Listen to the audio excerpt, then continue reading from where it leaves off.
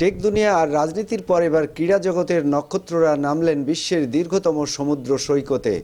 জার্মানির বিশ্বকাপ জয়ী মুসলিম icon Mesut Ozil এবং তুর্কি প্রেসিডেন্টের পুত্র বিলাল এরদোয়ান এখন পর্যটন নগরী কক্সবাজারে। কেন এই আকস্মিক সফর? মানবিক মিশন। তারা কেবল ঘোরার জন্য আসেননি, রোহিঙ্গা ক্যাম্প পরিদর্শন এবং মানবিক সহায়তামূলক কার্যক্রমে অংশ নিতে এই বিশেষ সফর। ফুটবল উন্মাদনা। ওজিলের আগমনে কক্সবাজারে স্থানীয় ফুটবল প্রেমীদের মাঝে বইছে উৎসবের আমেজ। বন্ধুত্বের বার্তা। বাংলাদেশ ও তুরস্কের মধ্যকার গভীর ভ্রাতৃত্বের এক অনন্য উদাহরণ এই সফর। ফুটবলের জাদুকর থেকে উঠে আসা ওজিল যখন বাংলাদেশের বালুচরে পা রাখেন, তখন সেটি কেবল একটি সফর থাকে না, হয়ে ওঠে এক ঐতিহাসিক মুহূর্ত।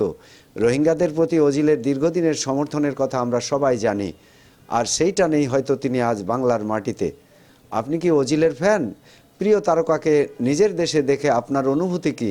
কমেন্টে জানান এবং ফুটবল জাদুঘরকে স্বাগত জানাতে পোস্টটি শেয়ার করুন।